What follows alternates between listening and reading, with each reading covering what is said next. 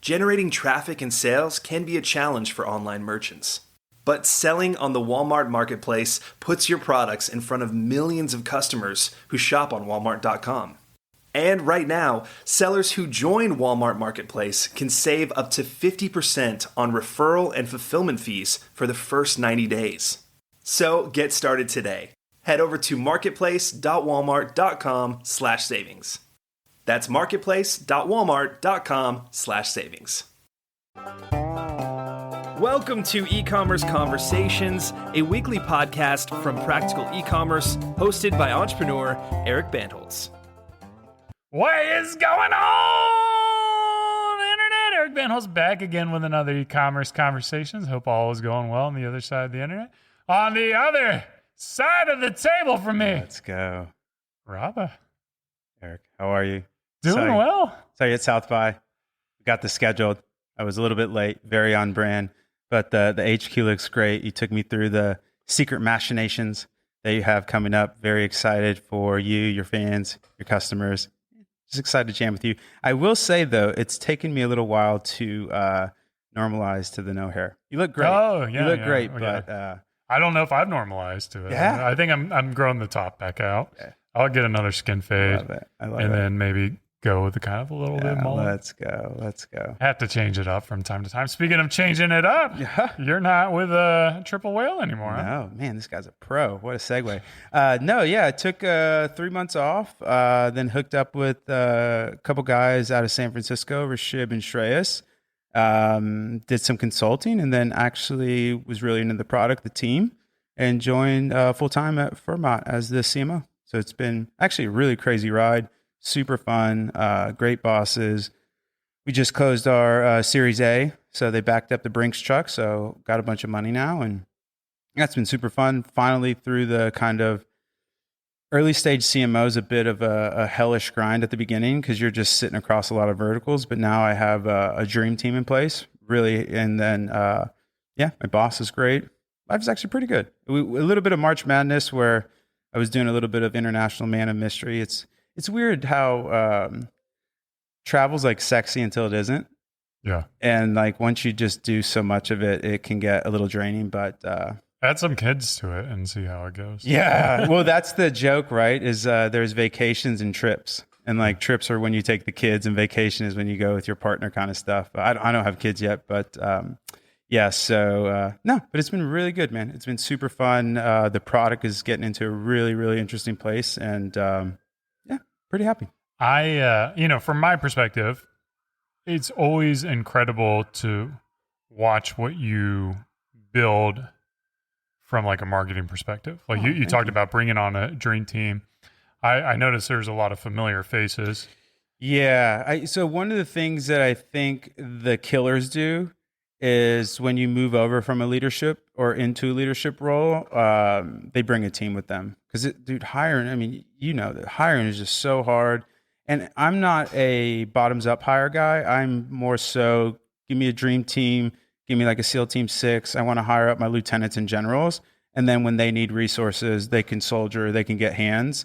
Some people like to hire from bottom up, but I think different strokes for different folks. But I just think there's a certain aspect of hiring's hard, man. And the one nice thing I think too about hiring lieutenants and generals is that the management ask is way less. When you hire these people, it's like, that's what the money's for. Here's what I need. Here's when I need it. You go figure out the how. I think that's a big ask for, and I don't want to sound like a pejorative, but like lower level employees. Yeah. Like they need management. They need guidance. I think I actually was just thinking about this last night. When I was at Triple Whale, we got to throw a big reality TV show. We created D2C After Dark. And one of the big learnings behind that, well, one of them was like jokingly in my tweet, like a reality TV show is really hard to make. Like it's a lot of work. But the second bigger learning, more applicable, is cost comes in 3 vectors. It comes in expense, focus, and bandwidth. And I learned that with D2C After Dark because basically the whole team was just working on that.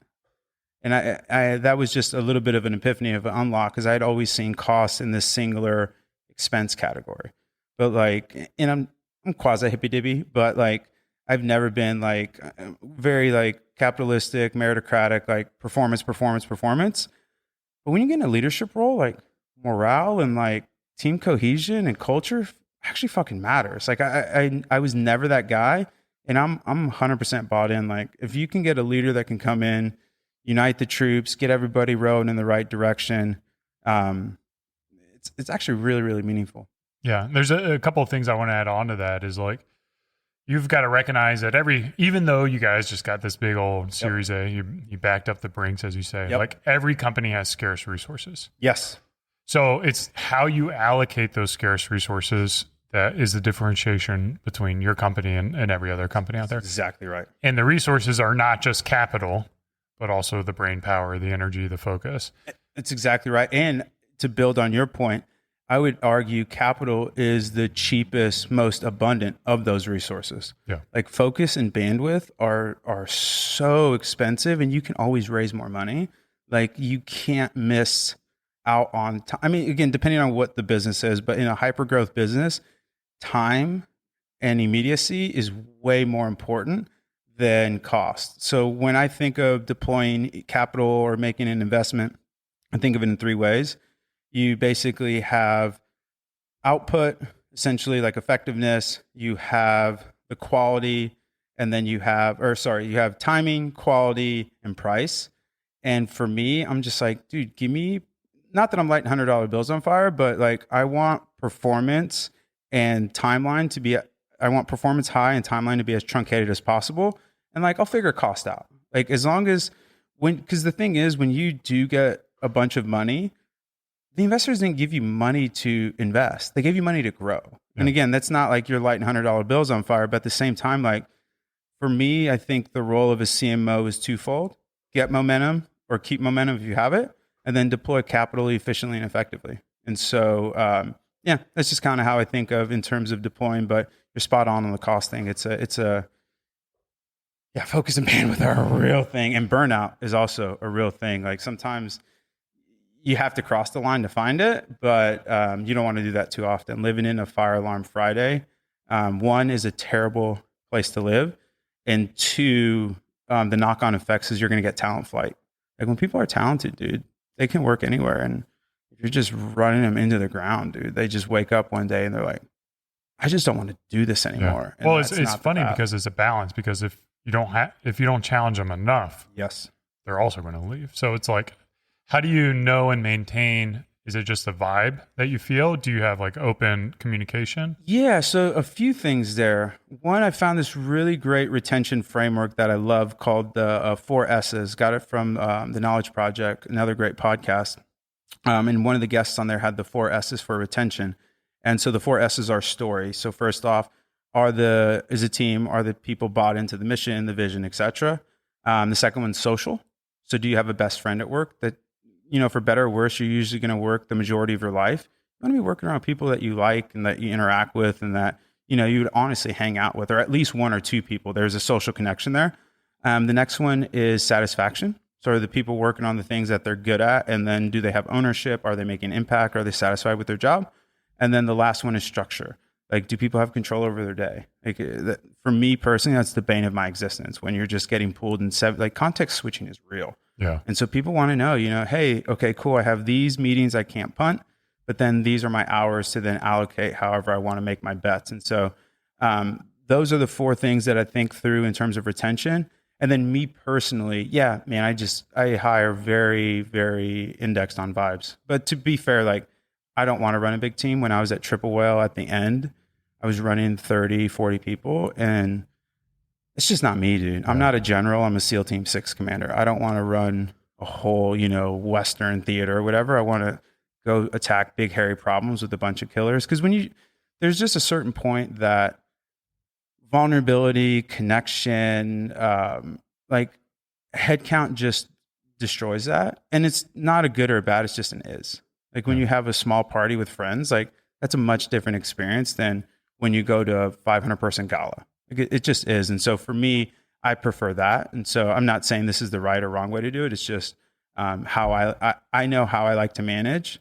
And I know the people that will resonate with my management style, because that's a big thing too. I think compatibility. You don't want to get people that aren't going to jive with your management style. They could be great people, but it's just an incompatibility. Well, let's talk about that, because right before we hit record, we were just kind of talking about that bad apple and how they can spoil the bunch. Have you ever had anything like that you had to tackle head on?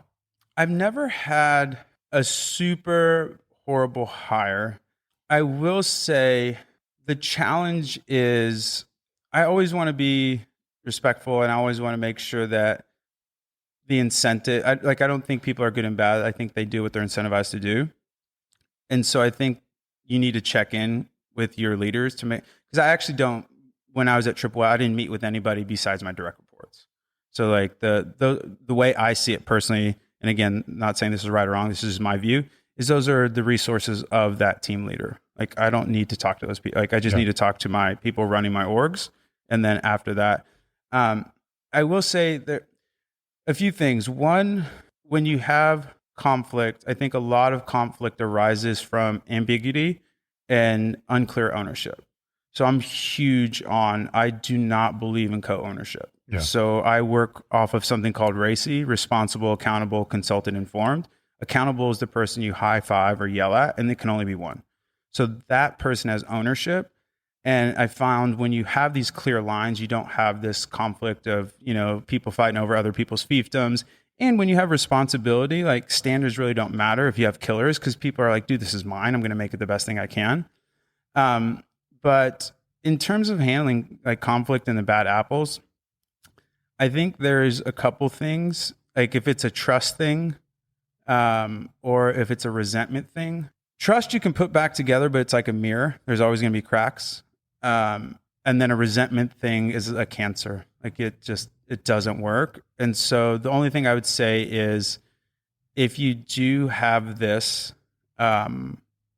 fire quickly. Yeah. I think, I'm not saying like, and trust your gut too. Like, I mean, I couldn't agree with you more. I think like the other thing to think about is like, if you're a company under 50 employees, you don't have the same regulatory burdens when it comes to like EEOC and all that stuff. So it's like, if something's not jiving and it's like gone on for like more, I have a rule. If I have a bad dream about an employee, they're fired the next day. Hey, I mean, I have a 200-pound amethyst geode in my living room, so I can't argue that. I think, it absolutely matters.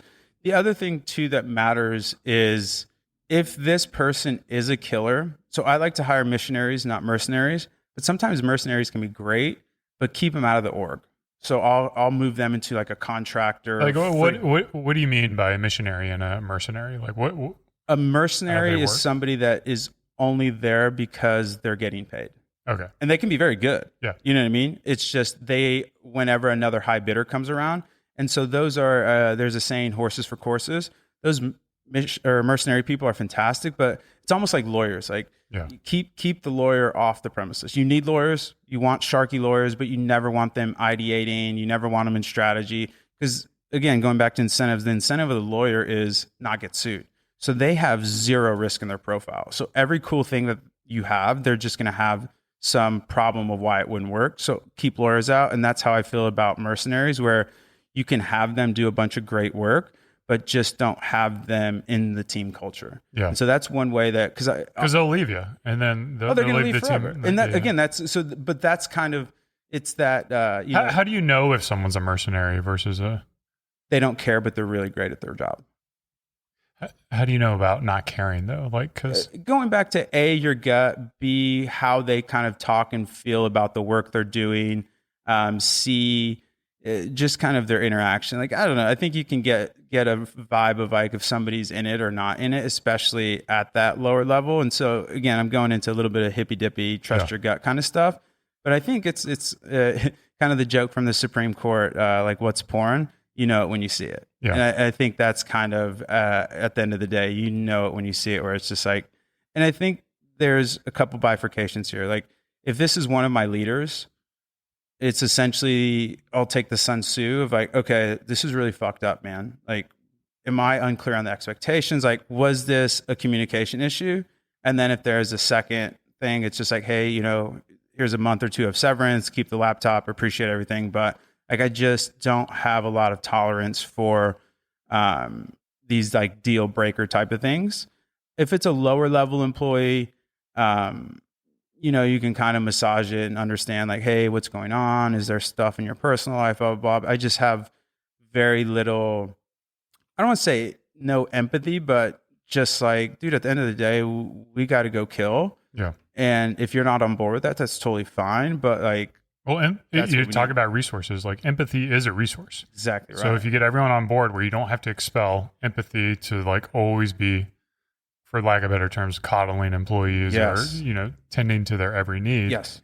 That energy can be going to building your business, It's exactly right. And again, for me, I just think there's a certain aspect of, it's just not how it was built. And so going back to manage in the style that you are effective in, I don't have a lot of patience for people that don't have a lot of effort being input and people that don't have a lot of output. Like so I just don't deal with those people well. And the other thing, kind of taking this all the way back to land the plane, is it just takes one to ruin the party. Yeah. And so like if you've ever been at a party, right, and you're having a great time and then that one person walks in and just the whole vibe shifts, it's a real thing. And so you can start to get almost like a mutiny in the other employees because they're like, dude, I'm over here dying on the cross and fucking Rob is leaving at 3:30 every day. Like, what's going on here? You know what I mean? Like A players want to be around A players. Yeah. And so I think there's, balancing the good of the village as well there. But I just use a lot of words to say basically trust your gut, hire fast, have a healthy, severance package depending on the seniority of the employee, and just wish them well. It's just no hard feelings. There's a lot of talented people that don't work out. It might be timing, it might be compatibility, but I will say it's easier to make sure that you have the right person for the right role and hire slow and fire fast. Yeah. Because it sucks to overhire, and you like firing people sucks, dude. It just sucks. And so that would be my only caution. Like I only hire when I feel pain. I'd never ever hire for future. What is a good severance package? How do you build that out? Again, it depends on the culture. Do you make people sign non-disparagement contracts? No, nothing. I haven't gone that far, but maybe people did have to do that. I was never involved in the weeds of that much, but depending on the seniority, I think if you're in like a C level, I think 3 months is probably the floor, and then depending on how much impact or whatever, like I think it, and then kind of lieutenant generals, I think in that like 1 to 2 month kind of severance, keep the laptop kind of shit or whatever, and then kind of lower level like IC employees, I think 2 to 3 weeks is probably fair. But I think the big thing there is just making sure that you can sleep at night. Like the employee's going to bitch no matter what. Yeah. And so, but that's where I kind of land, where senior people are usually like a quarter or more, also depending on the not only seniority, but tenure at the company. I think those are the two big factors: is seniority, and then the other reason, like why you got fired. Yeah, like if you're making racist comments, or if you're stealing or something, fuck you, like get out of here. But like if it was just hey, wrong hire, awesome, but wrong hire, or maybe that org goes away, or that priority or process goes away, and I try and keep talent. So if somebody is uber talented and the role's no longer there or whatever, I'll try and see like, hey, is there other exciting things that you're good at that you want to do? But if not, that's kind of where I land.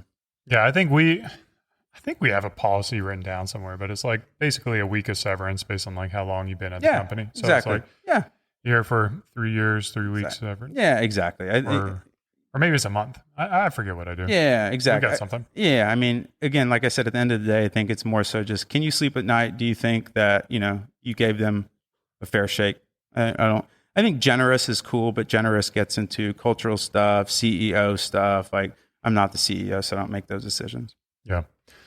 I want to talk about what you've moved on to from Triple Whale. Yeah. And what this software does and how you're changing lives. Let's go. Printing unicorns.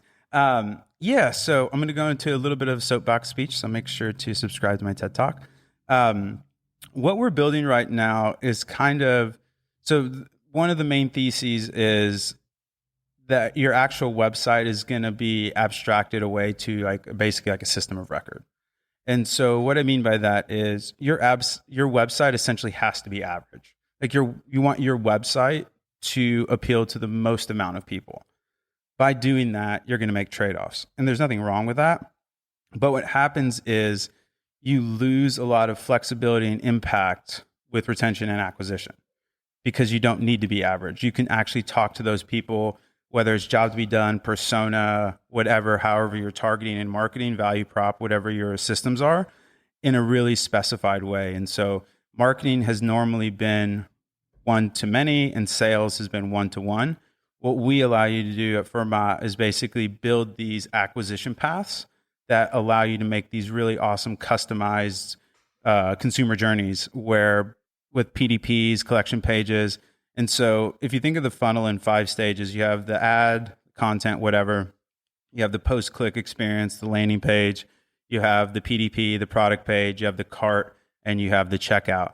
What we allow you to do is basically customize all the way from click to conversion. So different landing pages, different custom PDPs, any sort of cart, so like upsell motions and things like that. And so instead of thinking of it in a funnel, what we are proposing is more of a hub and spoke model, so like a starfish. And so you can make all these little acquisition paths on to the hub, which is the conversion. Another analogy that's quasi makes sense is if you think of Earth as your website, Earth is bound by the physics of Earth. And so what we allow you to do is actually launch a bunch of constellation websites around Earth that have zero bounds, zero physics. You make your own worlds because these are the own unique acquisition pathways that allow you to not only make these really amazing landing pages, but also support your ads in a more meaningful way where you can have this incredible ad and that ad might have a bunch of amazing top of funnel metrics, but the conversion rate's terrible because you get to a PDP or a collection page and it just kind of falls flat. And so what we allow you to do is basically extend that journey. And also just, again, those constellation sites, you can just make smaller bets at scale. And then when you see something that is actually hitting, then move resources from there. So there's a big, long diatribe, but there's a lot there. I'm gonna sum it up. Yes. Your website is broad. Everyone hates broads. The riches are in the niches. Yes. I mean, and again, so you're building out your specific niche to be able to really target and separate what your company can do on its own level. It's exactly right. For like a finance analogy, your website is your index fund. Yeah. And there's not going to be a lot of volatility. There's not going to be a lot of growth. It's just chugging along. This is great. You want that. It's a really important part of that. What we allow you to do is pick individual stocks. And now you can have this portfolio of you're really safe, awesome. Because the thing is, like, your website is brand equity. Your website is returning revenue. You don't want to mess with that. Like, that's really awesome. But at the same time, you don't want to handcuff your retention and your acquisition team with this really average website. And again, that's not a knock or pejorative. It's just an is.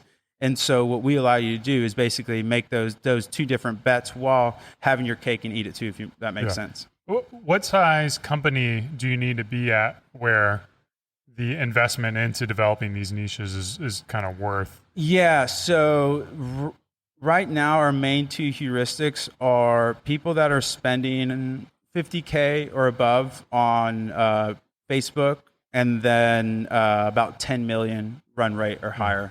So you said $50K a month. A month. Yeah. And then 10 million or so or higher annual run rate are usually the 2 biggest indicators of people that are going to have success. Because we are expensive, there's just a certain aspect that it makes it, even though we're driving a ton of value, it just makes it hard for the economics to work. Because when you're at that lower level, we are looking into kind of like a lower level kind of no service plan. So all of our big plans have like a account manager, a CRO engineer. There's all these like fancy things that you get with it. And so we're thinking about possibly stripping that down to just, you can actually just use the platform and you drive your self-service. Exactly. And so that's something there. But yeah, it's been really interesting. And then I didn't even touch on the experimentation. And so that's the other really interesting vector is we have some really cool experimentation where not only can you make these bets, but you can experiment against like, okay, cool, I want to send this traffic to a Fermàt shop and this traffic to my PDP. I want to see, what the incremental lift is or what the difference is in terms of conversion rate, AOV, first order subscription, things like that. But yeah, it's down to like the pricing level, or because it took me a really long time to get my head around it, but this is the part I was missing, where we essentially create basically a whole nother site for you. It's still linked into all your Shopify stuff, but it's not on your main domain, so it's a subdomain, right? Like so shop.beardbrand.com or whatever. And so what that allows us to do is we can build these custom PDPs. And so that allows you to test different offers. Because what happens is if you try and test an offer on your website, you're not really testing, you're just changing the offer. If that makes sense, because all the people are seeing it, versus you can control and test those different PDPs, discount rates, discount thresholds, buy with gift or gift with purchase, BOGOs, shit like that, in these really nice controlled environments, instead of actually unleashing it on the whole populace. Because the other thing is, like, you don't necessarily want to give away a bunch of money to people that are already going to give you money. Right. And so, like, why would I give the biggest discount to my best customers? I think that's the worst thing you can do. But, sometimes there's people that are churned or whatever, and you're like, hey, dude, come back. Here's a 30% off coupon for Beard Brand. You don't want to give that to everybody. But, like, people that are at a certain point in their customer journey, what they purchase, et cetera. So it just gives you this flexibility to really bifurcate your main website from your acquisition and retention. Are you working with any agencies who are implementing this? Is that? Yeah, so we're really trying to push into agencies. Right now, all the agencies that we work with, the brand actually buys the product and then the agency will just deploy the product. But it's something that we're really hot and bothered about. I think it's something that could be really interesting, because not only that, agencies' lifeblood are deliverables. And so we can give you, like, here's, the top performing shops. Here's the experiments that we ran for you, blah, blah, blah, blah. Here's the new landing pages that we launched. There's so many things that agency can get out of this.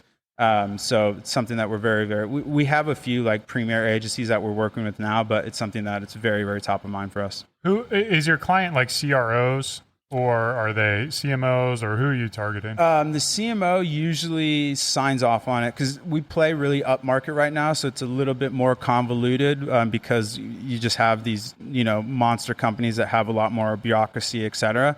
But the CMO is usually the one that signs off on it.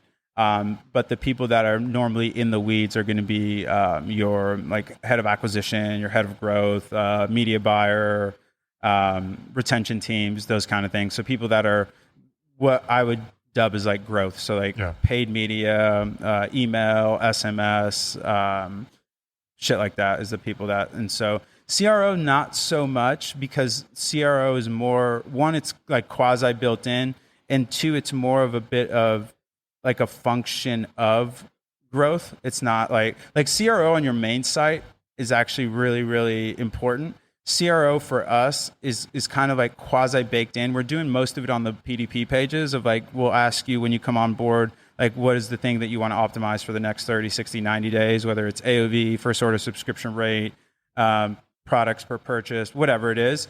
And then we have a CRO engineer sit across your PDPs and then make, like, these kind of, like, micro changes. That's really impactful, but CRO on your main site is also super impactful, and we don't touch any of that. Yeah. We before we hit record, we were also kind of talking about, like, the state of e-com. Yeah. Give me some hot takes on that. Yeah. So Klaviyo's taking a beating, which is really interesting because they were the darling for the longest time. Yeah, what's going on with that? I don't know. I don't know, because there's no way the lockup is expired yet. So I don't know what is happening, but I think they're like 40% off their IPO high, which is, not nothing. I think right now we're in a really interesting time where there has been a lot of, and this is more on the B2B side in the D2C space, but a lot of features masquerading as businesses. And I think this is one of the best times to be really capitalized, where you can go buy, like, a really nice feature, roll up 3 or 4 of these, like, quote unquote businesses, and then have, like, a real monster. So I think that's really interesting. I think the D2C space is having a bit of a reckoning where people are realizing that there's that joke about D2C as a channel, not a business. And I think a lot of people are coming to terms with that. And again, there's nothing wrong with that, where you can get to, really healthy 10, $30 million a year business, maybe even 40. But after that, you really have to start looking into whether it's wholesale, retail, Amazon. There's just ceilings on what you can do in D2C. And I think some people are starting to feel that. With that being said, people that have a really strong organic presence or community are still doing really well. People that, quote unquote, don't have to buy revenue are doing really well. And then you're also seeing a lot of D2C brands, yourself included, where they are starting to be a little bit more aggressive on the product lineup to expand not only TAM, but try and I think LTV is pretty cemented because it's just a function of a bunch of things you don't control. But releasing new products is one way to raise your LTV ceiling, because now you have, another thing that I can buy from you. So I think that's really interesting. I think a lot of the newer and smart D2C businesses are coming in that consumable vertical, where there's like a monthly consumable, et cetera.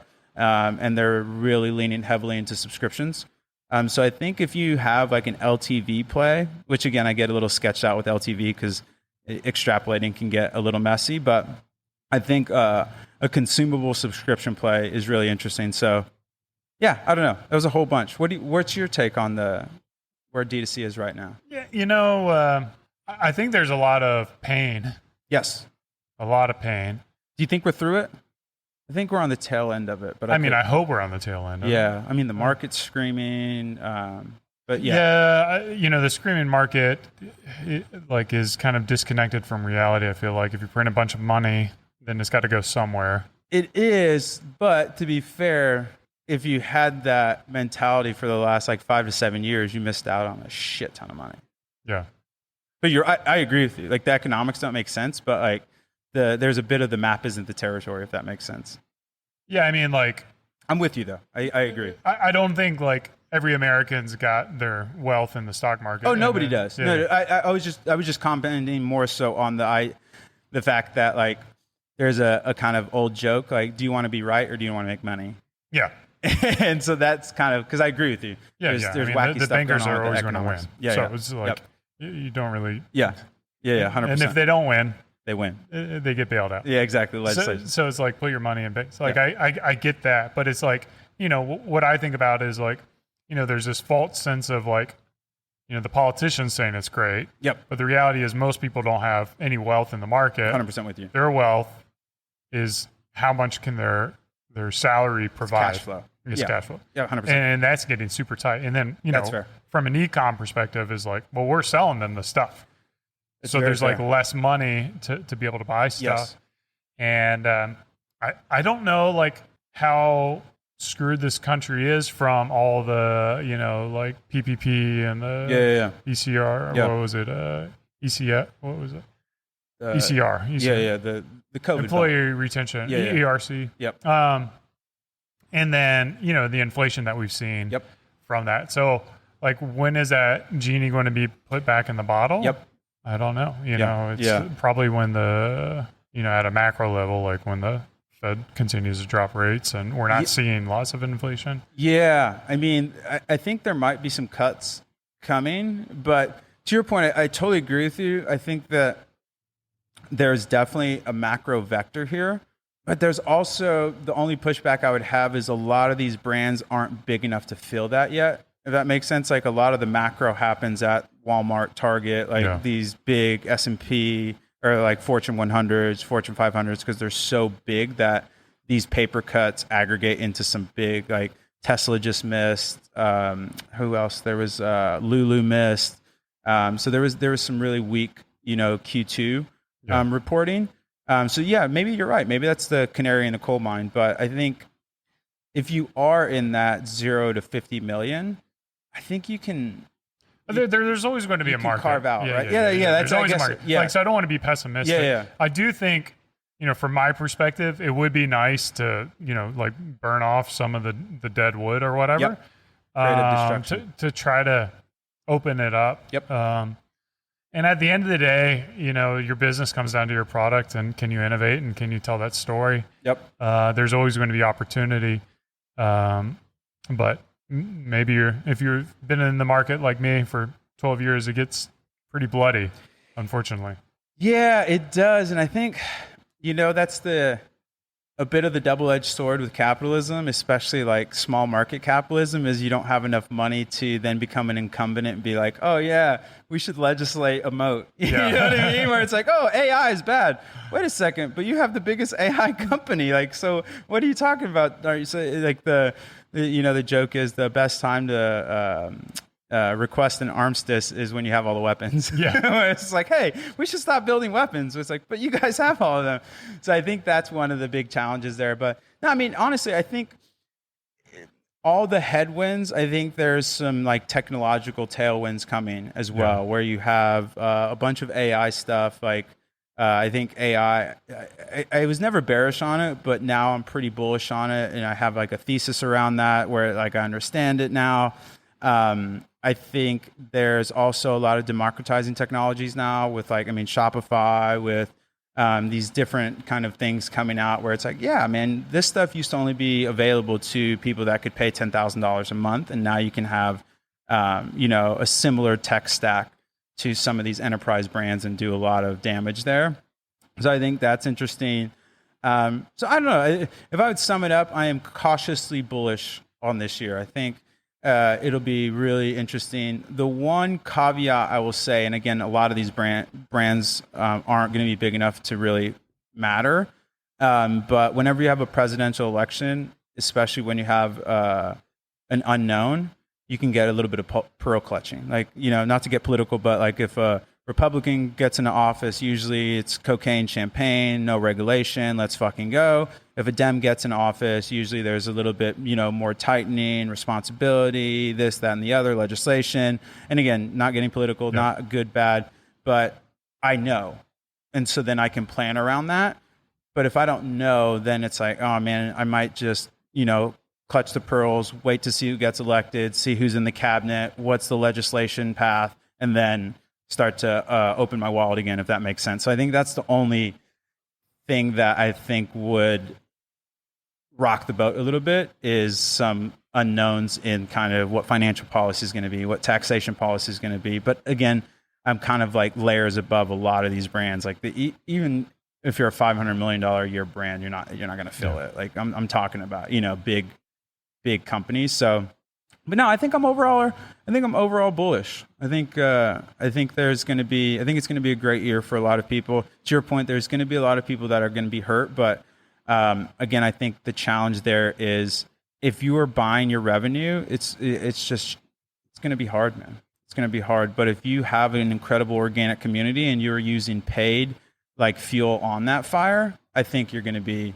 in an okay place. Yeah, I would echo that. Where can people buy your product, follow you, ask you questions? Yeah, fermatcommerce.com. Go book a demo. Tell them Rabah sent you. And then on the Twitters, at Rabah Rahil. Also on LinkedIn. I've been trying to go hard on LinkedIn. I know. People are doing numbers over there, but it eats at my soul a little bit. Yeah, don't chase that. I know, it eats at my soul a little bit. But yeah. Ping me on Twitter is pretty active on there. And then Postpilot actually did a pretty funny April Fool's. If you go to, I think it's postpilot.com/Rabagram or go check out their Twitter, you can actually send me a postcard because I am terrible at getting back to you, like DMs, texts, things like that. Did they use that meme photo of you? Yeah, they're great. I just fucking Alexa cooking me. She's cooking me. Guys, this has been another Ecommerce Conversations. I hope you enjoyed it as much as I did. Always love spending time with the brilliant Rabah. Oh, you're too kind. He is a work of modern entrepreneurship and building and marketing. So thank you for sharing your time with the audience. As always, cheers. You're so gracious, my man. One of my favorite humans on the planet. Thank you so much. Keep fighting the good fight, spreading the light, and keep on growing. And keep on growing. You see? Amazing.